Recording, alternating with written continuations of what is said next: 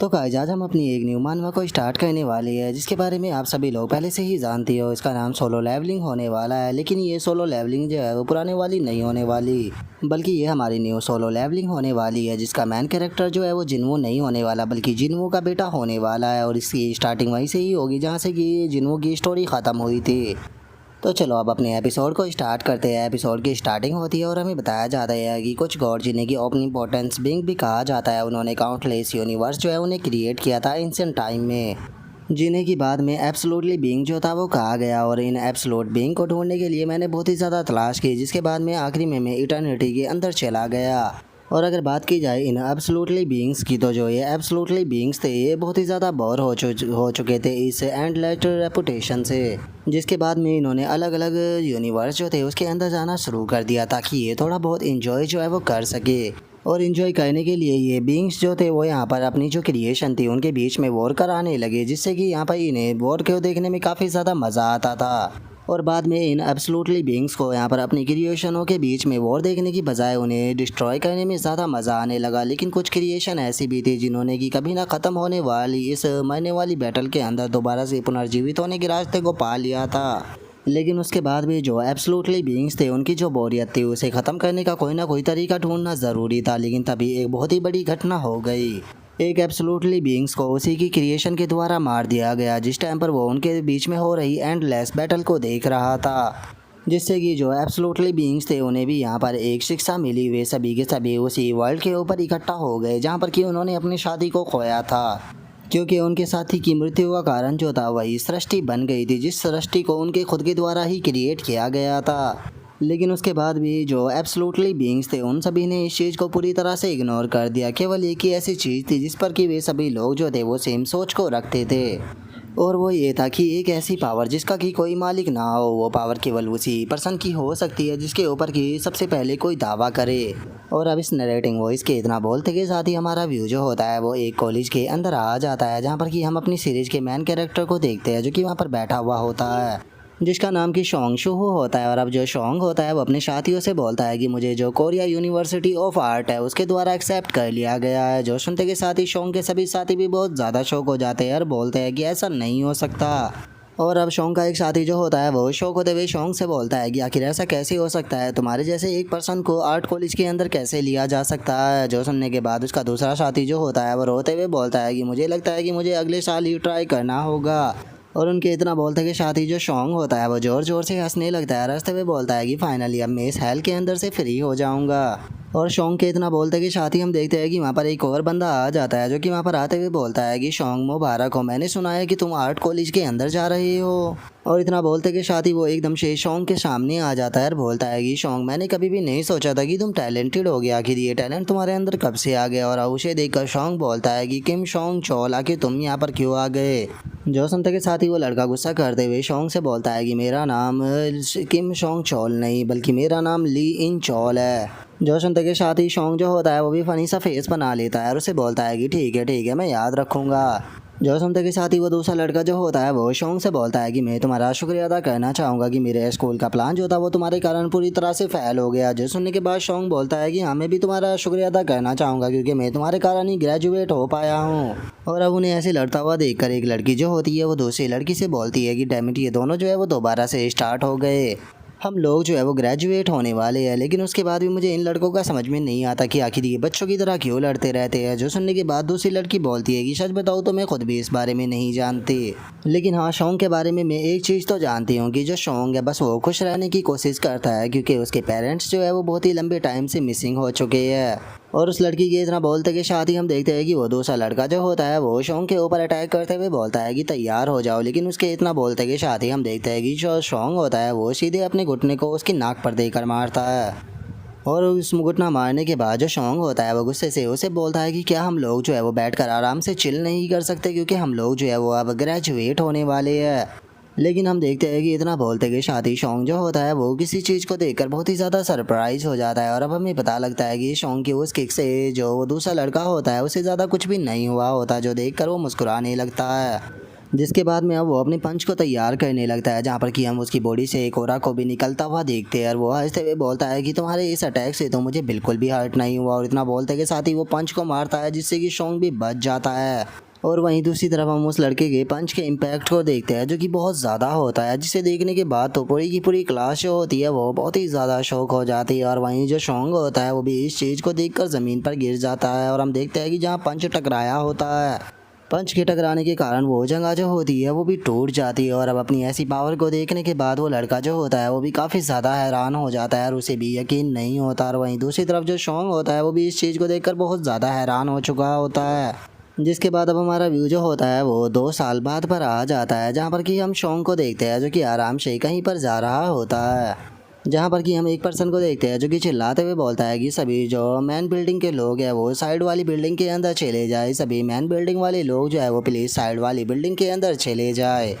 और इतना बोलते के साथ ही हम देखते हैं कि वहाँ पर काफ़ी सारे सिक्योरिटी वाले पर्सन जो होते हैं वो आ जाते हैं। और एक बंदा बोलता है कि जो हंटर है वो गेट के अंदर जा चुके हैं, तो इसीलिए कोई भी इसके क्लोज आने की कोशिश मत करना।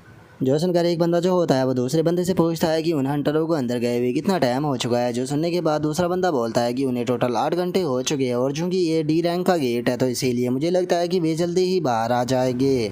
और इतना बोलकर वो अनाउंस करते हुए बोलता है कि जितने भी यहाँ पर नॉन हंटर लोग हैं प्लीज़ वे यहाँ से पीछे हट जाइए, क्योंकि अभी भी यहाँ पर बहुत ज़्यादा खतरा है।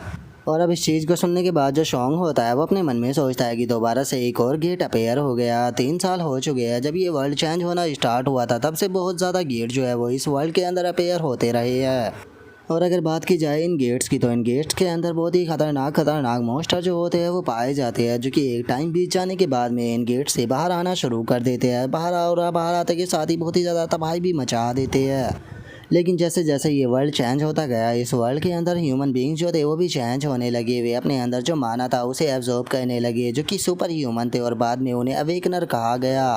और चूंकि ये चीज़ जो थी वो इस पूरे वर्ल्ड के अंदर फैल चुकी थी, तो इसीलिए धीरे धीरे कर पूरा वर्ल्ड जो था वो धीरे धीरे चेंज होना शुरू हो गया।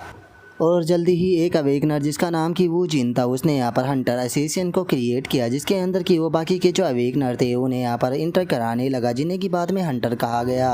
और इस टाइम पर ये वर्ल्ड जो है वो टोटल 2 भागों में बढ़ चुका है, जहाँ पर कि अपनी पावर को अवेकन करने वाले एक तरफ हंटर है और दूसरी तरफ जिन्होंने अपनी पावर को अवेकन नहीं किया वे नॉर्मल सिविलियन है। और अब इतना बोलते के साथ ही हम शोंग को देखते हैं जो कि एक क्लास के अंदर बैठा हुआ होता है, और उस क्लास के अंदर वो एक चित्र बनाते हुए अपने मन में सोचता है कि कुछ लोग जो है वो यहाँ पर चींटियों की तरह हार्ड वर्क कर रहे हैं ताकि वे पैसा कमा सके, और कुछ लोग जो है वो यहाँ पर कुछ भी नहीं कर रहे। लेकिन एक हंटर और एक नॉर्मल इंसान के अंदर बहुत ही ज़्यादा फ़र्क होता है, और जो नॉर्मल इंसान है उनकी हालत जो है वो चींटियों से ज़्यादा कुछ भी नहीं है। और धीरे धीरे उन्हें अपनी लिमिट जो है वो समझ में आने लगी। जो इंसान एक हंटर नहीं है, चाहे वो कितनी भी कोशिश क्यों ना कर ले, चाहे वो कितनी भी अपनी यहाँ पर मेहनत क्यों ना कर ले, लेकिन उसके बाद भी वो ई रैंक का जो अवेकनर है उसे नहीं हरा सकता। और इस टाइम पर इस वर्ल्ड की हालत जो है वो ऐसी हो चुकी है, इतने ज़्यादा गेट जो है वो अपेयर हो चुके हैं कि जो हंटर है उनके बिना इस वर्ल्ड ज़िंदगी को जिया नहीं जा सकता। अगर यहाँ पर जो ये अवेकनर है अगर ये ख़त्म हो जाए तो नॉर्मल सिविलियंस जो है वो भी ज़िंदा नहीं रह पाएंगे।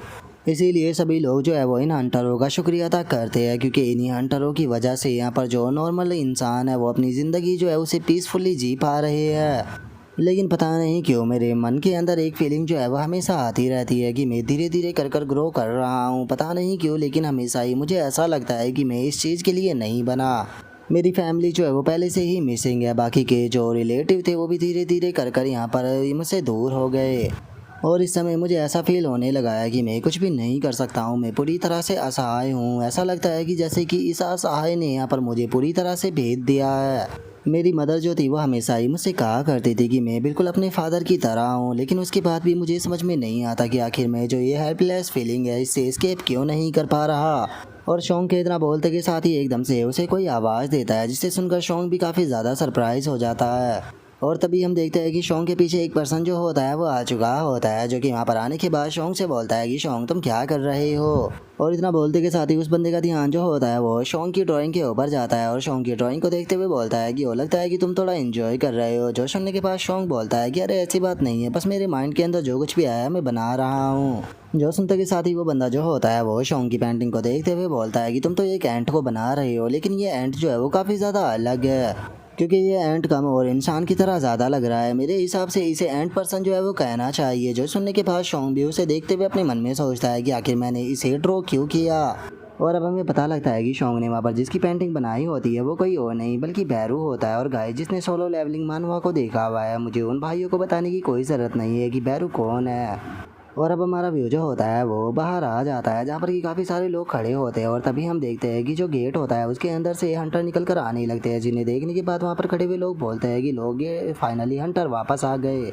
तभी एक और बंदा जो होता है वो बोलता है कि ये तो देखने में काफ़ी रिलैक्स लग रही है, इसका मतलब लगता है कि ये लोग जो है वो फाइनली सक्सेस हो चुके हैं। और तभी एक बंदा हंटर के पास में आते हुए उसे बोलता है कि हंटर किम जोंग, आपने काफ़ी अच्छा काम किया। जो सुनकर वो हंटर बोलता है कि ये काम तो काफ़ी अच्छे से निपट गया, लेकिन मैं एक चीज़ जो है वो रिपोर्ट करना चाहता हूँ एसोसिएशन के अंदर, क्योंकि इस बार हमने जिन मॉन्स्टरों का सामना किया वे मॉन्स्टर जो थे वो अजीब टाइप के मॉन्स्टर थे, जो कि पूरी तरह से नया था।